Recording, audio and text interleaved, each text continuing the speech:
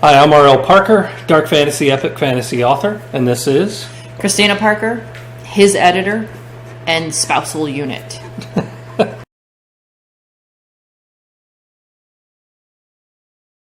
All the logic is me.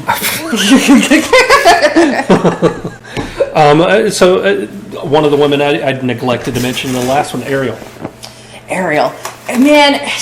I never heard your So Ariel is an interesting one. And she's interesting, not to use a Shrek analogy, but Ariel's an onion. Okay? She's not a parfait because she's not that delicate. She is, in fact, an onion. She trying to avoid as many spoilers as possible with her, because she's not uber critical to the story, but she's somebody I want people to experience. Well, she isn't. She's uber critical to the political climate. She's not a main cast member as far as she doesn't join the party and go off to seek revenge and all that. She does contribute to one of the major fights. She does. But she is a princess. She is the only princess. She's the only child of the king of Arcania. But she ain't a Disney princess. Oh, no. She puts on that role. She does put on that role. And she shows up in what's seen dressed that way. And complains about it. I think that's why I like her so much, is that she has what most people have. And let's be real, she's got a public persona and a private persona. And it's kind of that old saying, when I get the chance to let my hair down.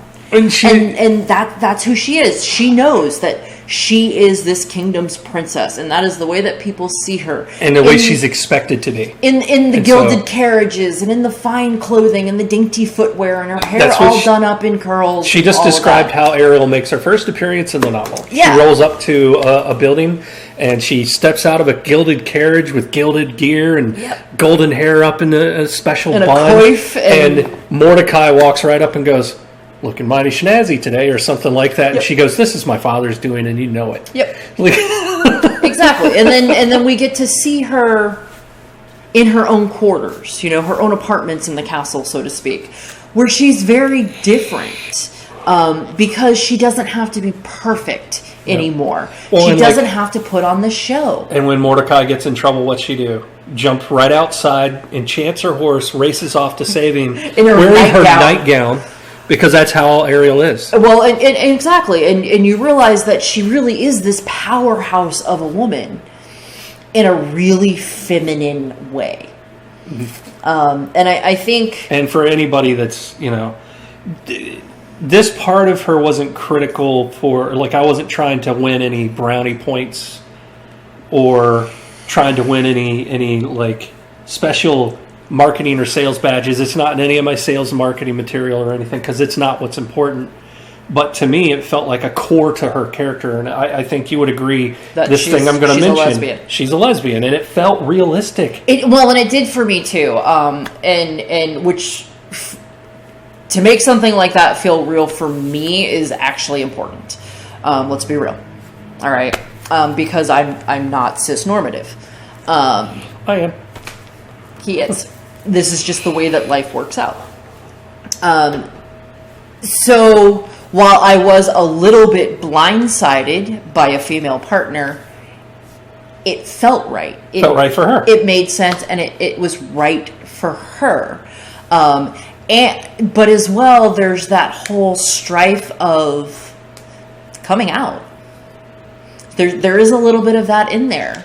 Well, all right, and let's be clear about that for the sake of any readers that might align that way, that are considering the book.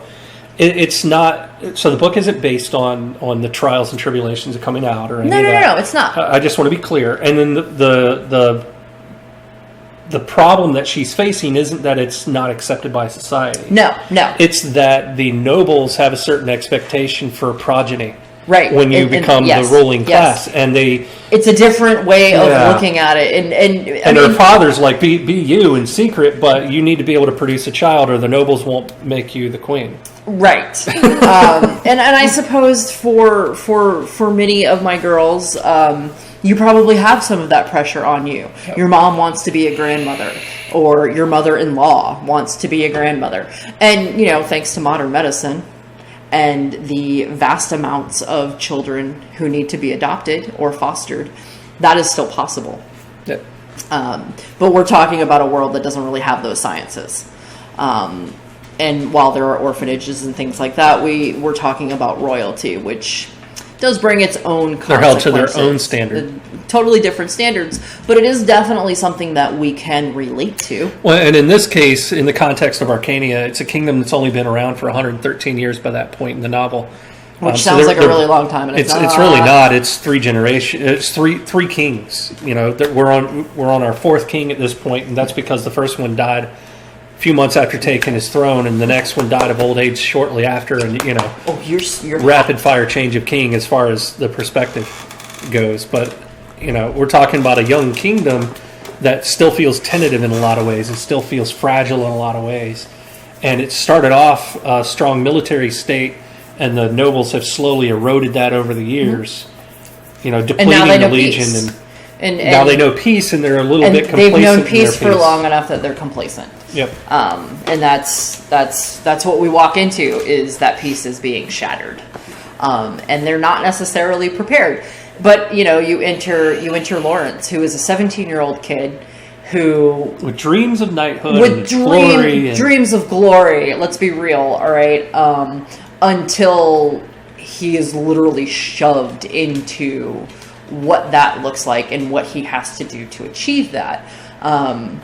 He's maybe not the leader that they wanted, but definitely the leader that they needed. Or didn't even realize they needed until he just kind of takes charge. Well, and that becomes a clear point with Ty Lee, too, is that when she gets visited by the Legion officials after she starts doing what she's doing near the end of the book, one of the comments that one of them makes is that, you didn't wait for a council of nobles to vote to allow you to do this. You just saw that it needed to be done, and you did it. Yep. And that's what we need in our kingdom. That's what the people trust. That's what people want. They don't want 10 years of drivel. Of old men sitting around a table, red tape. Discussing things. Yeah. So that's, becomes a kind of a big talking point about the kingdom as you get through the novel. Well, and it does. And at the same time, what you see is this, it's the next generation taking the bull by the horns, so to speak. And that's kind of what we see with the characters that we're mostly invested in. It is a coming of age story for multiple characters. Yes, the story is about Lawrence, and Ty Lee is the side character, and Isabel is a side character, and Careless you just want to know more about. But you get invested in these characters, and you have to remind yourself how young they actually are. Because the situations that they're put into are not things that we would put a 17-year-old into today. There would be some other guy to take that place, to do those things. But that's the beautiful thing about fantasy. Well, and you do see a full gambit of personality and maturity levels amongst that group of 17-year-olds. Oh gosh, yes. Oh yeah, we've got immature but macho. Lawrence was raised by an alchemist, his grandfather, so he's got a very stoic approach in one hand, and the rest of it came from his uncle. Who's very militaristic in his mindset, so he's got a very task-oriented approach to everything. Well, and we don't see him as the jokester. He doesn't tell a lot of jokes. He doesn't even really smile a lot. You get that from Agnar and Bingroff, who are the same age. But they're goofy. But they're your typical teen boy. They're typical teen boy. Oh, they're going to let me play with a sword. That's cool. Exactly. Do I hold the shield in this hand? And then you get Isabel, who, her mother... Isabel just wanted to break a mold from, the time she was born. Isabel was a noble's daughter, and her dad wanted her to be a noble's wife. Yep. But her mom was like, you go be what you want to be. And her mom paid for tutoring in martial skills and swordplay. And her mom made the choices that let her become a warrior, and she went to this fighter school to prove herself against men. Yeah. And she does. Well, what I love about Isabel is I have this saying, my mother told me to pick something and be good at it, so I chose sarcasm. Isabel did the same thing. Her mother told her to pick something and be good at it, and she chose a broadsword. Yep. And you kind of have to respect that, But again, that's just another really strong female character. But she's still got that teen girl side to her. She's making eyes at a boy from across the table, or she flirts with people. what I love about, and it's not just his female characters, but obviously to me it's probably a little more important in the female characters, is that they have backstories.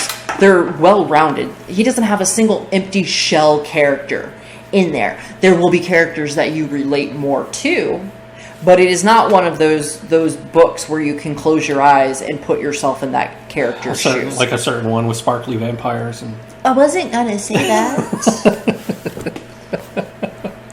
For the record, I have never actually read those books, and I never will. Nor have I seen the movies. Right. Vampires don't sparkle. Okay? Yep. They might glisten. They don't sparkle. But and for me as an editor and as a reader, that was actually important to me. I have read entirely too many books where the female lead is an empty shell because the author wants every little girl who reads it to feel like, I could be that. Well, the reality is that most little girls can't. Okay? Write a real character. Give me a backstory. Give them a personality. Tell me what they look like. You don't have to go into detail. I don't want to hear about heaving bosoms and tight little waists. I have enough detail that you can kind of pick up who the characters are, but I leave the rest to you. And you have to do a little bit of that. You know, tell me that she's blonde and tall with a medium build. I can add features to that. Yeah. Did I ever mention the shape of a woman's body in the book? No. Any heaving breasts? Well, if you had, I'd have deleted it. I had one mention of breast, and it's about the breast. Right. And it's breastplate. Right after that scene that you read with that mysterious girl on the beach when she wakes up in the little lean-to they put her under. She sits up and hits her head because she didn't expect to be there. Right. Because she was unconscious when they put her there, and she immediately grabs a blanket and holds it to her breast. Yeah, exactly. I almost read a sample of that in one of the videos, but I was like, oh no, I said the word breast. People are going to take it wrong. But, you know. But you have me to, be your shield for this. But I guess the point is, you know, from a writer's perspective, for me, I don't consider myself a writer so much as a storyteller. Right. And to me, those details are not critical to a story. There. I'm not writing a porno. This is an erotic fantasy or, a romance. We don't need those details. There are a couple scenes where, sexual relations are alluded to, but I don't go into any detail at all because you don't need to. It's not a bodice ripper, all right? So you're not going to get that out of this. So that's what you're looking for. There are definitely authors out there for you. But if you're looking for characters that you want more of, this is a book for you. And I know it seems like I'm biased because I'm the wife. No. Let's use an example to show them how critical you can be. So I started writing June 14th, 2020. I wrote until the last weekend of July. I forget the exact date, but she'll remember because I went to her office stressed out about, oh my God, I just found out, I'm 110,000 words into this. I won't be able to traditionally publish. Nobody's accepting submissions at this size, and I started panicking. So I joined Twitter, and I joined a couple writing discords and started doing research, and I ended up, part of that research was me searching for editing software to make the job easier on you, because I felt guilty that she was finding so many spelling and grammar mistakes and everything. I know what you're talking about. So I bought Pro Writing Aid, which I do recommend, but with a caveat: don't take 100% of its advice. So that's the mistake I made. I thought, okay, this software is telling me to do X. That means I have to do that, or I'm not doing the right thing, because I was new to the whole process. So I went and implemented 100% of Pro Writing Aid's feedback until every page was lighting up pure green, 100% score rating, and all these other different stars that it was giving me to tell me I was doing a good job. And I handed it to her, and I was upset with it, but I was like, maybe I'm doing the right thing. And you're like, maybe it's not as bad as I thought it was. And I handed it to her, and after 10 minutes, she walked into my office literally in tears. And I was like, what did you do to this book? I was like, okay, I don't know what happened here, but this went from an adult book, or a young adult, say high school level, to C-Spot Run. It is dumbed down so much that I would never read this. Yep. And I know that the story's amazing. I'm like, you need to revert it back. I don't mind going through line by line and correcting the grammar and the spelling and the, oh my God, could you not use the word structure? Luckily, I had a backup and I rolled back. But yes. So please, if you're looking either at TradPub or SelfPub, make sure that your linguistics are appropriate for your readers. All right? Because some people, I read books and you're like... Little caveat to that too, though. Just because you want to sell to YA or MG doesn't mean you can't use big words. My seventh grader... It doesn't mean that you have to have sentences that are 5 words or less, which most of these seem to be. And it dumbs it down so much. Look, do yourself a favor and Google spelling lists for the grade levels that you're looking at. Because you might be surprised at what these kids are actually learning. All right? And they aren't little words. Now, and it actually helps them to read them in the context of a story they enjoy. It does. It helps them to understand what those words mean. But like YA and MG, talking about me, from my perspective, I'm 48 at this point, right? So when I was reading books and enjoying books in my childhood, there was no such thing as books targeting young adult or middle grade or new adult. But they weren't marketing. I think they were more for girls, though. Like that's your reality. Is you kind of went from Hardy Boys in like 5th, 6th grade to Stephen King. That was your thing as a guy. Like that's what you had. But girls had Laura Ingalls Wilder. But that wasn't branded as a genre of YA. No, it wasn't. So to my point was when I started writing Blood of Ravens and I started hearing about, oh, this might be YA, or hey, is this middle grade? Is it new adult? And I'm like, it's just fantasy. Just fantasy. It's just fantasy. I mean, what are all these labels? Why do we need them? Like, at the end of the day, if you've got a book, I could see if you've got a book that's like splatter gore, or a true dark, grimdark. You got some scenes in there that I don't know that I'd want a small child to hear. That one with Drakal. On the Dread Tide. Yeah, I wouldn't. That's not appropriate for a small child. But I guess my point is that unless you're trying to protect a child from gruesome content like that, like if your book has depictions of rape or something like that, clearly keep it out of the hands of children.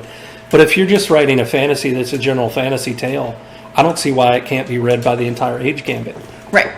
I almost feel like books ought to have warnings, like TV does now. They do. A lot of new authors are doing that. Some violence, A lot of new authors are doing that. Trigger warnings or whatnot. There's a lot of new books where you can pick them up and it'll be like, hints of suicide, talking about trauma, right? Blah, blah, blah, blah. And I honestly think that that's better than a grading system. Honestly, like a rating, because trust me, I have read some young adult that, while the subject matter is very adult, the linguistics are so simplistic as to juxtapose themselves. Like you could have handed it to a 3rd grader. I could have handed it to a 3rd grader and there'd be no word in there that they couldn't read, but the subject matter would not have been appropriate for them. Yeah. And if you're dumbing your books down that far, who are you marketing to? Yeah. And why? And why make that it's choice? Not even, you're not even marketing to people who maybe don't have higher education. Because an English class in high school, if you're paying attention, you're going through Shakespeare. If you can get through Shakespeare and Hemingway, you should be able to get through any book that's been written at a high school level. You don't need that higher education to read a good book. But if you're talking about,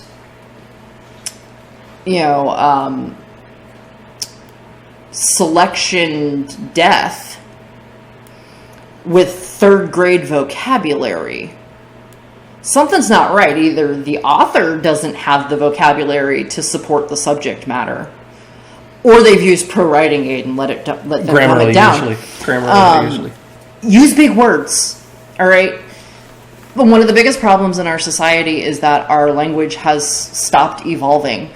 And some of that has to do with the reading materials that kids have access to. And dumbing down and dumbing down. And dumbing down and dumbing down and dumbing down. All right. And very bulleted writing styles. I call it the C-Spot Run saga. Oh, and she's come back at me a few times. This feels like C-Spot Run. I'm like, you need to rewrite this entire paragraph because you got way too C-Spot Run.